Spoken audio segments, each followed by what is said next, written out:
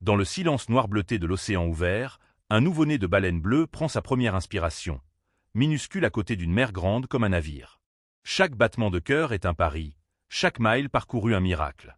Une nouvelle vie perce la surface. Le premier souffle du baleineau éclot dans l'air du matin, un nuage fragile auprès de la présence imposante de sa mère. Ici, dans des eaux chaudes baignées de lumière douce, l'océan semble bienveillant. Mais la bienveillance est passagère. Pour un baleineau bleu, survivre au premier jour est essentiel. La mer guide avec une force délicate, soulevant son petit vers l'air comme un berceau vivant. Chaque remontée est un exercice, chaque respiration une leçon. Dans l'eau, le baleineau est léger, mais vulnérable. Le corps de la mer devient refuge, enseignante et boussole, car dériver seul ici, c'est disparaître.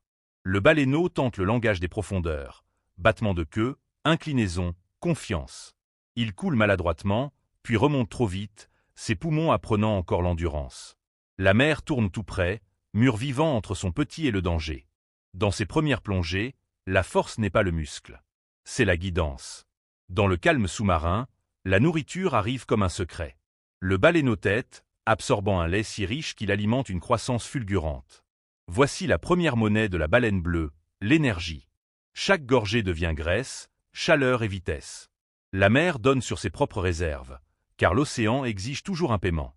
La vie s'anime autour d'eux, oiseaux, dauphins, ondulations à la surface. L'océan n'est jamais vide, c'est une carte vivante. En dessous, la mer et le petit avancent comme un seul récit, vers des eaux plus sûres. Le baleineau ne comprend pas encore la migration, seulement que le mouvement, c'est la survie. La menace apparaît sous forme d'ombre, silencieuse, intelligente, patiente. Les orques testent les frontières du monde du baleineau. La mer se place de côté, protégeant son petit avec la seule armure qu'elle possède, sa masse et sa détermination. Même les géants peuvent être chassés. Dans ces instants, le baleineau apprend la peur et la forme de la protection. Entre le danger et la distance, il y a le jeu. Le baleineau se projette hors de l'eau, une petite brèche qui ressemble à une victoire. Les gouttes se dispersent comme des étoiles, et le souffle de la mer répond, calme, régulier, rassurant. Le jeu développe les poumons et la confiance. Chez la baleine bleue, la joie est un entraînement. Chaque saut prépare la longue route à venir.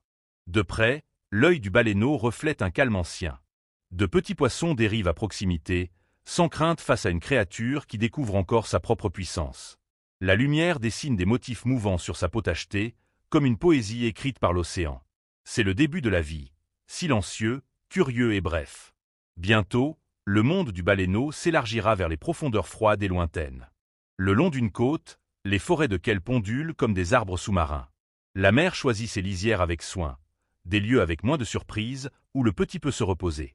L'océan est immense, mais la sécurité est précise. Ici, le baleineau suit l'ombre de sa mère à travers des couloirs verts, apprenant que même dans l'eau, il existe des chemins. À la fin du jour, elles remontent ensemble, deux souffles en parfaite harmonie. Le coucher de soleil adoucit tout, la mer, le ciel, la peur. Le baleineau est déjà plus grand, plus fort, toujours dépendant. La mer poursuit sa route, portant une nouvelle génération vers l'océan ouvert. Le premier chapitre se referme, la migration commence. Le baleineau devient juvénile, encore jeune, mais plus petit. Son corps s'allonge, ses mouvements deviennent fluides, sa respiration moins précipitée. La mer maintient le rythme, mais l'espace entre eux s'élargit, centimètre par centimètre, comme si l'océan testait l'indépendance. La jeunesse, c'est le temps d'apprendre à voyager et à endurer. Désormais, le juvénile ose les couches plus sombres. La lumière s'amenuise au-dessus, et la mer devient plus froide, plus lourde. Chaque plongée dure plus longtemps qu'avant, poumons renforcés, cœur ralentissant vers le calme légendaire des baleines. Ici, le son voyage plus loin que la vue. Le juvénile écoute les voix graves de l'océan, apprenant à faire des profondeurs une seconde maison. Un fleuve de krill teinte la mer, minuscule corps, nombres infinis, carburant des géants. Le juvénile observe la mer s'aligner, la bouche s'ouvrant comme un canyon en mouvement. L'alimentation par engouffrement exige précision et timing. Une erreur gaspille de l'énergie. Ici, le juvénile comprend que se nourrir n'est pas seulement manger. C'est une stratégie, des mathématiques, un rythme. Le juvénile se lance, maladroit, puissant, affamé. Les plis de la gorge se déploient, engloutissant un océan de krill et d'eau. Puis les fanons filtrent la vie de la mer, ne laissant que la nourriture. Le premier repas réussi marque un tournant. Ce n'est pas seulement de la nourriture. C'est une preuve. Le juvénile peut désormais subvenir à ses besoins dans le monde sauvage. Un instant, le juvénile remonte seul à la surface. La mer est là, assez loin pour sembler appartenir à un autre monde. Le vide de l'océan s'impose, et la solitude devient une sorte de climat. C'est ainsi que commence l'indépendance, sans drame, mais avec la distance. Le juvénile respire, se stabilise, et apprend que la solitude peut être supportée. La nuit transforme la mer en un miroir d'étoiles. Le juvénile expire, et la lumière de la lune saisit la brume comme une fumée d'argent. En dessous, la vie bioluminescente s'illumine à chaque mouvement, une galaxie sous-marine. Dans l'obscurité, la baleine bleue se repère grâce au son, à la mémoire et à l'instinct. Le monde du juvénile s'étend désormais bien au-delà du jour. Sur la peau du juvénile, des cicatrices racontent une histoire que personne n'a vue. Une éraflure, une entaille, une ligne pâle là où des dents ou l'épreuve ont un jour touché. L'océan enseigne par les conséquences. Survivre laisse des marques. Pourtant, la baleine avance encore, car la résilience n'est pas l'absence de blessures. C'est la capacité de continuer à avancer à travers elle. Une nouvelle menace apparaît, le métal et la vitesse. Au-dessus de la surface, les navires tracent leur route à travers les couloirs de migration, aveugles aux vies qui passent en dessous. Le juvénile les entend en premier, un grondement qui vibre jusque dans les os. Il tourne, ajuste sa trajectoire, mais l'océan est désormais encombré. Pour les baleines modernes, le danger n'est plus seulement fait de dents. Il est fait de trafic. Le juvénile remonte et jaillit hors de l'eau dans un saut complet. Une explosion de force contre le vent et les nuages. C'est à la fois une célébration, un message et un entraînement. L'impact résonne comme le tonnerre à travers la mer. Chaque envol affirme une confiance nouvelle. Ce corps devient assez puissant pour façonner l'eau qui l'entoure. Ensemble, elles atteignent des eaux plus froides, des zones d'alimentation riches en krill, rudes par leur température et immenses par la distance. Le lard du juvénile s'épaissit, son endurance s'approfondit. La migration est un apprentissage en mouvement, et la mer reste la maîtresse. Mais désormais, le juvénile contribue, tient le rythme et apprend les saisons de l'océan. La jeunesse s'achève là où commence l'endurance. L'âge adulte arrive sans bruit. La baleine est désormais immense, une cathédrale océanique de muscles et d'os, avançant seule dans les eaux ouvertes. La solitude n'est plus une menace, elle est devenue naturelle. Chaque mouvement est efficace, ancien. C'est une vie mesurée en milliers de kilomètres, guidée par les courants, les floraisons de krill et la mémoire de route plus ancienne que les cartes. À l'aube, la baleine expire, et l'océan répond par un geyser de souffle. La lumière du soleil embrase la brume, transformant la respiration en spectacle. Ce jet n'est pas seulement de l'air, c'est une présence, un signal envoyé à des auditeurs lointains. Les baleines bleues vivent dans un monde de sons, mais parfois, sous la bonne lumière, leur existence devient visible, indéniable et bouleversante. Se nourrir est le moteur de la survie. La baleine accélère, la bouche s'ouvrant au-delà de l'imaginable, les plis de la gorge se gonflant tandis qu'elle engloutit eau et krill. Pendant quelques secondes, elle devient un filet vivant. Puis, avec une puissance patiente, elle filtre le repas à travers ses fanons. Un géant soutenu par une vie minuscule. Voici la plus grande contradiction de l'océan, répétée chaque jour. Au crépuscule, la baleine chante, des notes graves qui traversent des bassins entiers. Le chant est à la fois invitation et identité, une signature mouvante inscrite dans l'eau. D'autres baleines, bien au-delà de la vue, entendent et répondent. Ici, l'amour et la distance sont liés. Pour les baleines bleues, la connexion n'est pas la proximité. C'est la résonance à travers des kilomètres de mer obscure. Des eaux plus chaudes annoncent une nouvelle saison, la reproduction. La baleine suit des signaux invisibles pour nous, variation de température, motif des courants, timing ancestral. Au loin, des silhouettes apparaissent comme des îles dérivantes. Les adultes se rassemblent librement, respectant l'espace, mais attirés les uns vers les autres parts. Les océans modernes dissimulent des pièges silencieux. Une ligne dérive comme une algue, presque invisible jusqu'à ce qu'elle se resserre. L'enchevêtrement peut mener à l'épuisement, à l'infection, à la famine, des issues lentes dans un monde rapide. La baleine vire de bord, évitant de justesse le piège, mais toutes n'y parviennent pas. À l'âge adulte, les plus grands prédateurs peuvent être des choses qui ne chassent pas, mais qui tuent malgré tout. Le sillage d'un navire fouette la surface comme la trace d'une tempête. La baleine remonte pour respirer. Tout est question de timing, car la collision est soudaine et sans pardon. Les moteurs tonnent dans l'eau, étouffant les chants, masquant les avertissements. Pendant des siècles, la mer appartenait aux baleines. Aujourd'hui, l'acier revendique des voix à travers leur migration, et la survie dépend de secondes et de chance. Pour certaines, l'âge adulte devient maternité. Un nouveau baleineau apparaît, minuscule à côté d'un corps façonné pour traverser les océans. La mer ralentit, s'accordant au souffle du petit, le protégeant de sa masse. Le cycle recommence, enseigner, nourrir, guider. Dans l'immensité marine, l'héritage commence par la patience, un souffle à la fois, un mille à la fois.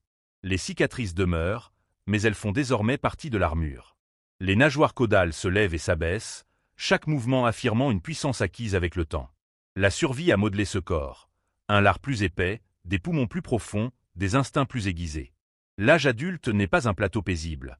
C'est une négociation permanente avec la faim, le bruit et le danger. La baleine endure parce qu'elle le doit. Au crépuscule, la mer s'illumine de lumière microscopique et la baleine la traverse comme une comète lente. La bioluminescence s'enroule autour de sa peau, dessinant le contour du plus grand animal ayant jamais vécu. En cet instant, l'océan semble redevenir ancien, intact. À l'âge de pleine maturité, la baleine bleue atteint toute sa magnificence. À côté d'un navire de recherche, l'échelle devient saisissante, un animal plus long que le bateau, plus lourd que l'imagination elle-même. Et pourtant, elle se déplace avec une grâce silencieuse. Ce n'est pas un monstre. C'est un chef-d'œuvre de l'évolution, conçu pour la distance, optimisé pour l'efficacité et alimenté par les plus petites proies de la planète. À présent, se nourrir devient un article. La baleine lit la densité du krill comme une carte, sélectionnant les zones les plus riches, s'élançant avec une accélération explosive. Les plis se déploient, les mâchoires s'ouvrent, l'eau se rue à l'intérieur. Puis vient la lente pression, filtrer la vie hors de la mer. Chaque engouffrement réussi est un triomphe de la physique et de l'instinct, permettant à la baleine d'emmagasiner l'énergie nécessaire à la migration, à la reproduction et à la survie dans un monde imprévisible. La nageoire caudale s'élève comme une voile sombre, l'eau ruisselant de ses bords en rideaux scintillants. Puis la baleine disparaît dans les profondeurs, plongeant vers des couches plus froides où le son devient plus précis et où le temps ralentit. L'âge de plénitude est celui de la confiance. Elle plonge plus longtemps, voyage plus loin, supporte davantage. Chaque descente rappelle que l'océan est tridimensionnel. La vie de surface n'en est que le commencement. De près, les outils de la baleine se révèlent. Des fanons semblables à des peignes, des plis comme des soufflets d'accordéon, parfaitement adaptés à un régime de krill. Il n'y a pas de dents ici, seulement des filtres et de la patience. L'évolution a façonné la baleine bleue en un tamis vivant, transformant une proie minuscule en une puissance titanesque. À l'âge de plénitude, chaque détail fonctionne en parfaite coordination, et l'animal devient l'incarnation même de l'efficacité. Les baleines bleues ne sont pas toujours solitaires. À l'âge de plénitude, elles se rassemblent parfois de manière lâche, non pas en groupe serré, mais le long de corridors partagés de nourriture et de migration. Elles maintiennent une distance respectueuse, mais leur présence se superpose comme de douces constellations. L'océan est assez vaste pour accueillir à la fois la solitude et la connexion. Et lorsqu'une baleine chante, les autres écoutent, même si elles ne se rencontrent jamais face à face. Si la baleine est une mère, l'âge de plénitude devient l'art d'enseigner à son apogée. Elle guide son baleineau à travers les zones d'alimentation, lui montrant comment approcher le krill sans gaspiller d'énergie. Le petit imite ses mouvements, maladroit mais avide d'apprendre. Dans ses leçons, le savoir devient survie. La force de la mer ne réside pas seulement dans sa taille. Elle réside dans sa capacité à transmettre les règles de l'océan. Aux confins de la glace, la mer change. Les eaux de fonte modifient les courants, déplacent les floraisons de krill, réécrivent les calendriers alimentaires. La baleine traverse des fragments flottants, beaux, fragiles et inconnus. Ici, le climat n'est pas une idée abstraite. C'est une réorganisation de la nourriture, des distances et du temps. À l'âge de plénitude, la baleine peut parcourir de longues distances pour s'adapter. Mais même les géants ne peuvent pas indéfiniment distancer une planète en mutation. L'océan moderne est bruyant. Les moteurs vibrent, les hélices broient l'eau, et des sonars lointains percent la mer comme des éclairs invisibles. Pour une baleine bleue, le son est le sens premier, celui qui permet de trouver les autres, de se repérer, de survivre. Le bruit fracture ce monde, impose des détours, fait taire les champs et transforme des routes familières en couloirs déroutants. L'âge de plénitude signifie la force, mais aussi l'endurance face à une mer qui ne sonne plus comme autrefois. Une montagne d'océan vivant s'élève dans les airs. Le saut est un tonnerre rendu visible, muscle, élan et intention. Il peut s'agir de jeu, de communication ou d'un geste pour se débarrasser de parasites, mais l'observer, c'est comprendre la puissance. La mer explose, et pendant un instant la baleine défie la gravité, nous rappelant que même la plus grande forme de vie sur Terre peut encore bondir. Dans les profondeurs, la baleine devient un mouvement apaisé, une présence ancienne glissant à travers les ombres bleutées. La lumière s'estompe au-dessus, et le monde devient silencieux, à l'exception de quelques cliquetis lointains et des courants. L'âge de plénitude n'est pas une lutte permanente. C'est la maîtrise. La baleine sait quand accélérer et quand dériver, quand se nourrir et quand économiser. Elle porte sa puissance comme un secret, se déplaçant dans l'océan comme si elle lui appartenait, parce que c'est le cas. Le temps transforme même les corps les plus majestueux. La baleine âgée se déplace désormais plus lentement, la peau marquée par les cicatrices, les balanes et des décennies de voyage. Chaque souffle est plus profond, chaque plongée plus réfléchie. Elle a survécu aux tempêtes, à la faim, au bruit et au hasard. La vieillesse dans l'océan est rare. Elle est la preuve de l'endurance et le signe que le voyage approche de son dernier chapitre. L'aîné revient vers des eaux familières, guidé par une mémoire plus ancienne que le langage.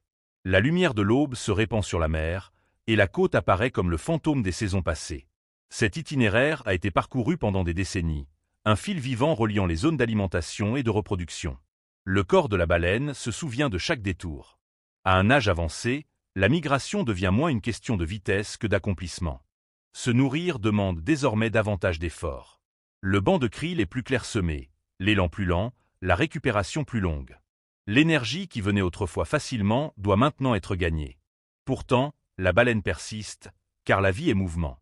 Chaque bouchée n'est pas seulement de la subsistance, c'est du temps. L'aînée n'est pas faible, elle est simplement usée. L'océan exige le même prix de chaque corps, quelle que soit la légende qu'il fut autrefois. La pluie martèle la surface, et la mer se soulève en houles irrégulières. L'aîné remonte à travers un temps qui autrefois lui semblait insignifiant, mais qui demande désormais plus d'attention. Son souffle jaillit en un nuage blanc contre un monde gris. Les tempêtes ne tiennent pas compte de l'âge. Elles arrivent comme elles l'ont toujours fait. Mais la baleine affronte les tempêtes depuis toute une vie, et même maintenant, elle conserve son rythme, respirer, plonger, endurer. Au crépuscule, l'océan paraît plus vaste que jamais. L'aîné avance seul, non par isolement, mais par l'espacement naturel de son espèce. L'horizon n'offre aucun repère, seulement la distance. Dans ce calme, la vie de la baleine ressemble à un long chant qui s'éteint peu à peu dans le silence. Il n'y a pas de tragédie dans la solitude. Seulement la vérité apaisée que chaque voyage se termine seul. L'aîné recherche des eaux plus calmes, laissant les courants accomplir davantage du travail. La chaleur apaise le corps, et le mouvement devient plus lent, presque méditatif. L'urgence s'estompe, la poursuite des floraisons et des saisons aussi. La baleine a accompli ce pourquoi elle était faite: voyager, se nourrir, se reproduire, survivre. La vieillesse apporte une étrange liberté, la permission de se reposer. Des oiseaux marins tournent et se posent, lisant la mer à la recherche de signes de vie. L'aîné remonte doucement, expirant sans force, comme pour économiser son énergie. Dans la douce lumière du matin, l'océan redevient tendre, comme au premier jour de la vie de la baleine. Mais cette fois, la tendresse est différente. C'est l'océan qui fait de la place pour une fin, discrète, sans annonce. Respirer devient plus difficile. L'aîné glisse sous la surface et ne se tâte pas de remonter. Le corps s'incline vers le bas, s'enfonçant à travers des couches bleutées où la lumière faiblit et où le son s'éloigne. Il n'y a pas de lutte, seulement un lent abandon à la gravité et à la profondeur. Dans l'océan, la mort est souvent silencieuse. Une expiration, une descente flottante, un géant qui retourne à l'étreinte de la mer. Le corps de l'aîné atteint le fond marin, et un nouveau chapitre commence, écrit pour d'autres vies. Les charognards arrivent d'abord, puis des armées de créatures plus petites. C'est une chute de baleine, un don rare de nourriture dans les profondeurs. La mort devient écosystème. Pendant des mois, parfois des années, l'ultime offrande de la baleine bleue nourrit un monde caché, transformant une fin en fondation. Ce qui demeure, ce sont les os et la vie qui s'y accroche. Vers, microbes et organismes des grands transforment le squelette en un récif de subsistance. Dans l'obscurité, l'héritage de la baleine devient visible à travers une nouvelle croissance. Une baleine bleue ne disparaît pas. Elle change de forme. Du souffle à l'os, de la migration à la mémoire, elle retourne à l'océan comme nourriture, refuge étant lui-même.